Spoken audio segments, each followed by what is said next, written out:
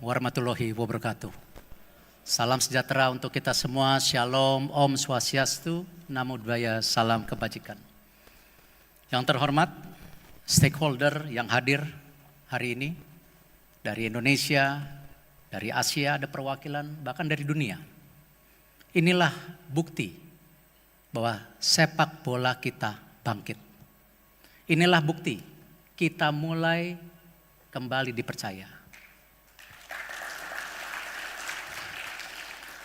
Tapi ini semua bukan hanya kita, tapi karena semua yang percaya sepak bola Indonesia.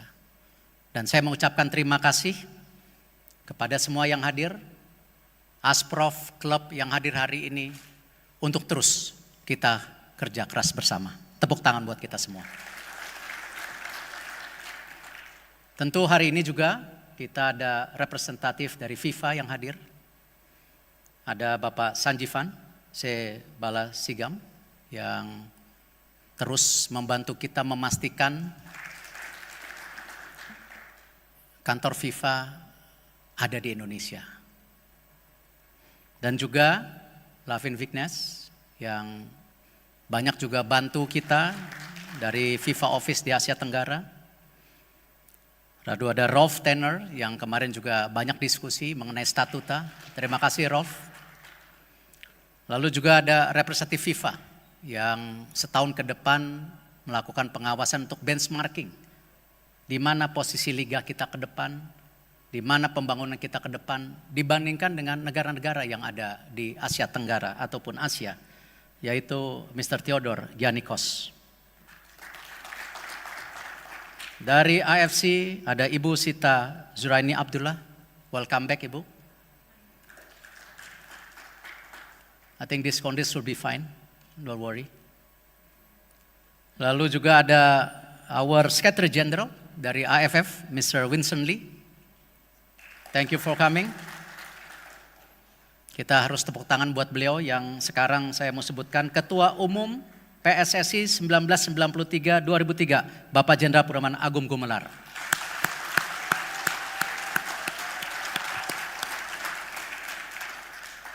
Terima kasih Pak Agung bisa hadir. Banyak memori kita ya Pak ya.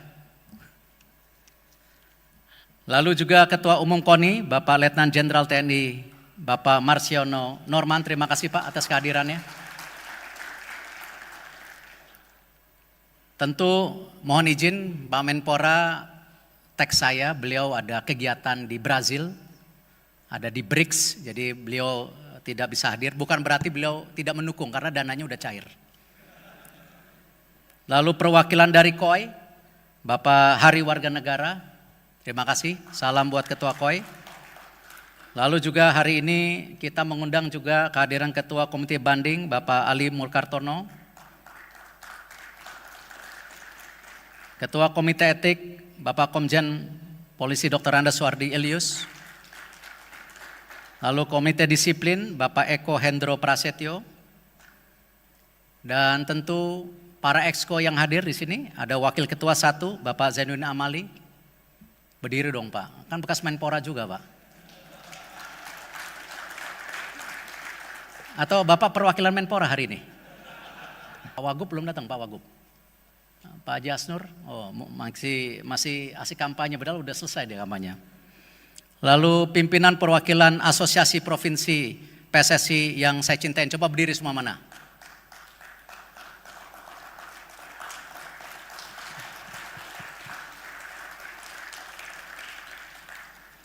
Lalu juga ada Federasi Futsal Indonesia yang sebentar lagi tentu ini akan catatan, akan menjadi Asosiasi Futsal Indonesia, sehingga tidak ada lagi dualisme di futsal, dan tidak ada lagi futsal beri sendiri, harus ada di bawah PSSI. Ya. Apalagi sedang merayu-rayu futsal, mau bid kejuaraan Piala Dunia Futsal tahun 2028, jadi harus di bawah kita pastinya. Asosiasi Sepak Bola Pantai Indonesia, Asosiasi Sepak Bola Wanita, Asosiasi Pelatih Sepak Bola Indonesia, dan tentu para sahabat dari klub Liga 1, 2, dan 3. Berdiri juga dong yang klub, biar di absen. Ada yang klub. Ada? Ada. Seperti yang tadi kita lihat di video, bahwa memang 2 tahun perjalanan ini cukup kompleks. Tapi dengan niat baik, dukungan dari semua, saya rasa hasilnya alhamdulillah. Hasilnya sesuatu yang mungkin kita tidak pernah bayangkan sebelumnya. Tetapi tentu kita tidak bisa berpuas diri di sini.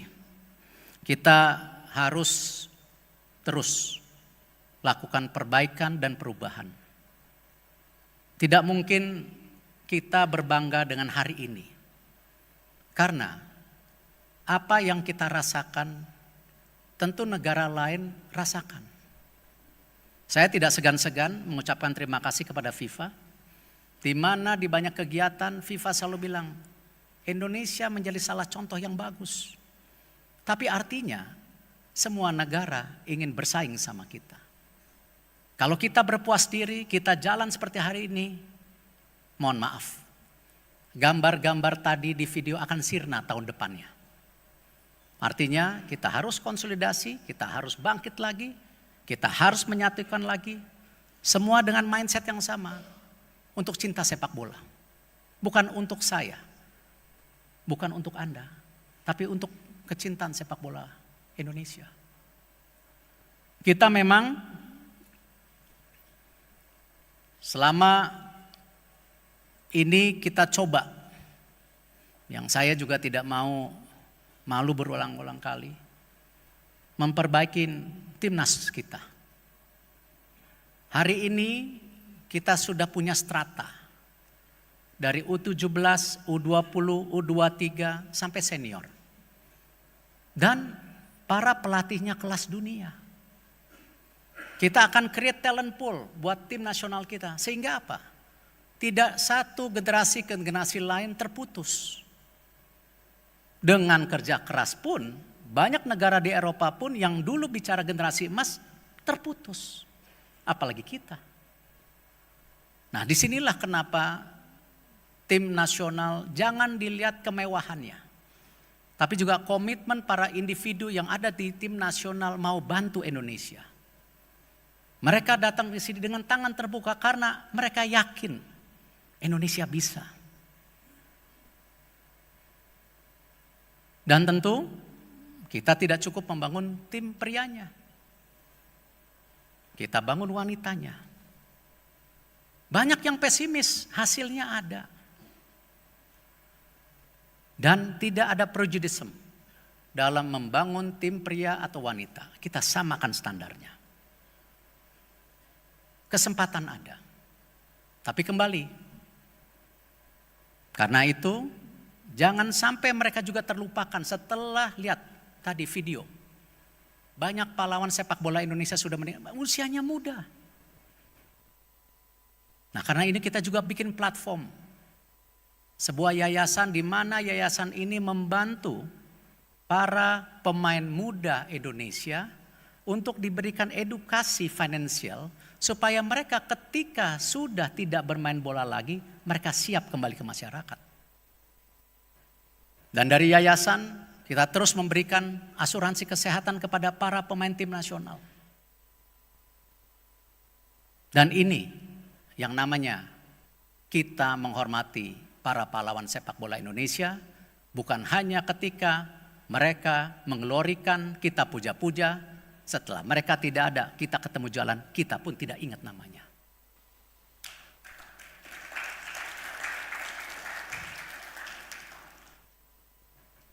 Kita juga terus memperbaiki tata kelola. Keuangan menjadi hal yang sangat penting. Kita mendapat support dari swasta, dari supporter, dari pemerintah. Kenapa mereka percaya? Karena mereka lihat kita terbuka dan kepercayaan ini yang paling mahal kalau sampai hilang. Karena itu jangan rusak kepercayaan masyarakat kepada kita. Jangan rusak kepercayaan publik kepada kita. Kita harus transparan, terbuka, hasilnya ada, tolak ukurnya ada, baru mereka percaya. Keseimbangan keuangan yang ada di PSSI, saya sudah bilang, kita tidak mau 100% tergantung pemerintah. Kita ingin juga semua ekosistem yang cinta sepak bola menjadi bagian daripada bagaimana kita bisa raise fund dana kita. Dan itu kepercayaan.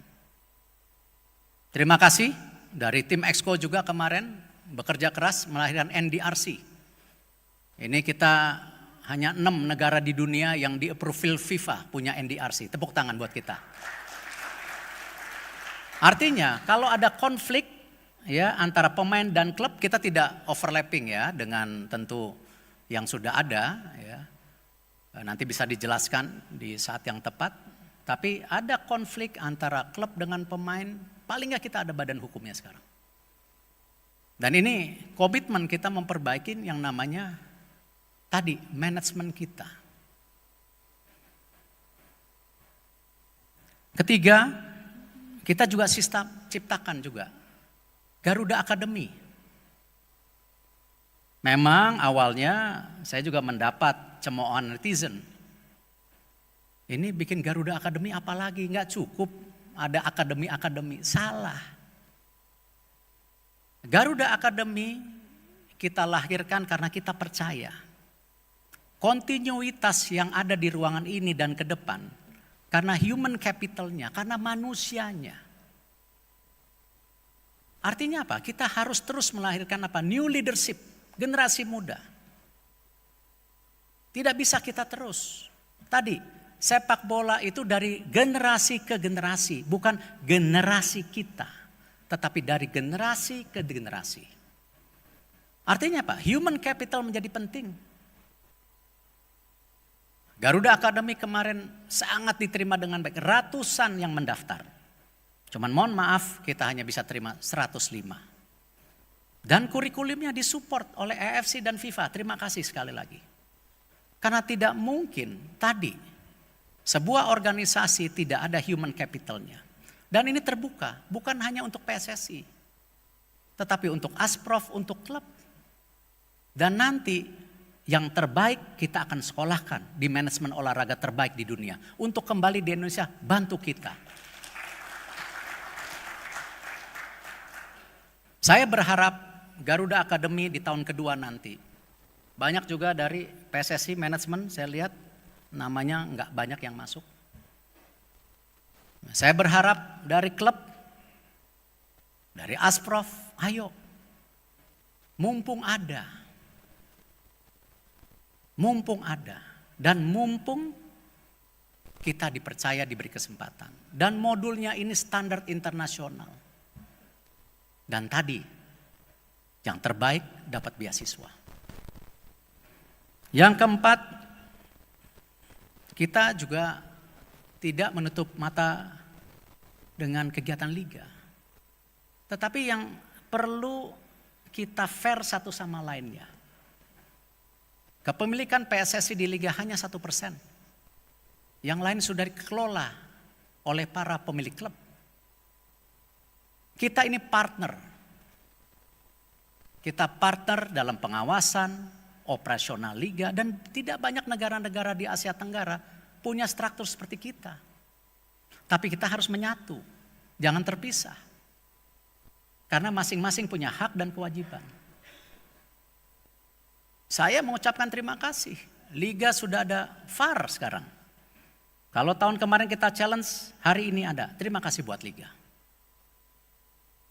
Dan kami PSSI tetap mendorong. Di Liga 2 tahun ini juga ada VAR.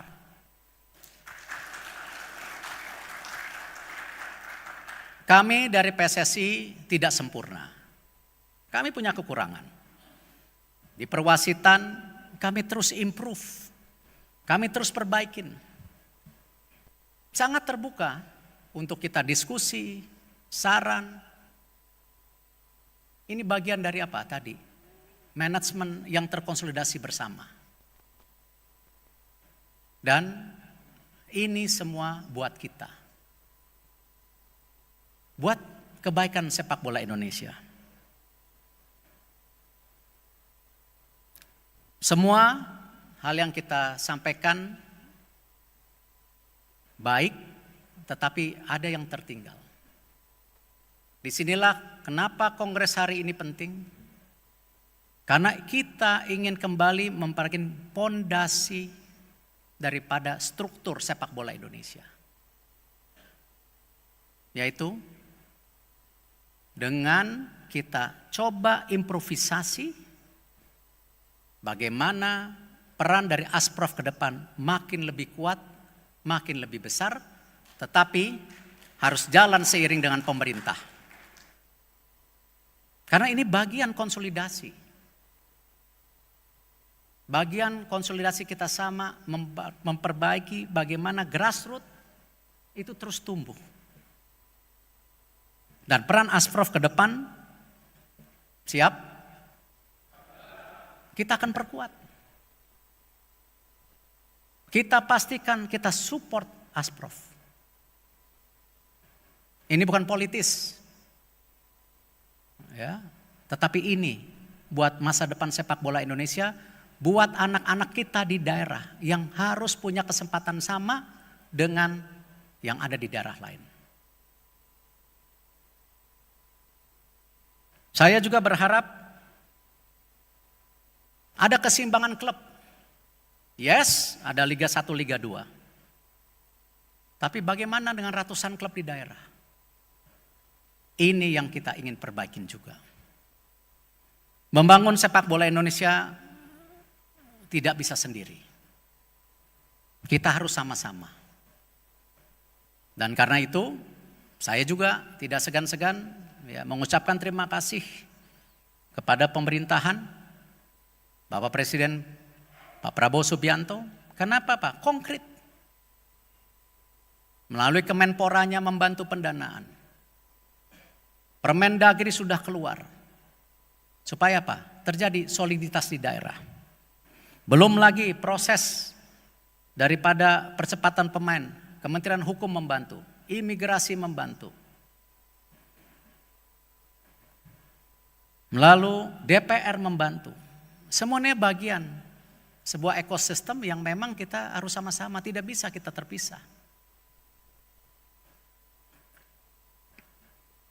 Dan hari ini kembali saya ingin tegaskan bahwa kerja keras ini kembali bukan kerja keras individu.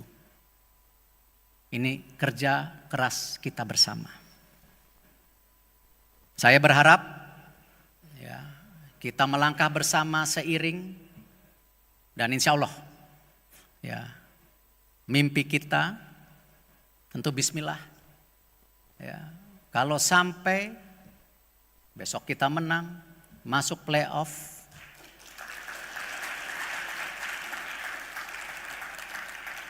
ini momen-momen yang mungkin akan membuat kita terharu, tapi bukan membuat kita terlena. Justru itu kita harus bangkit lagi. Terima kasih. Wassalamualaikum warahmatullahi wabarakatuh.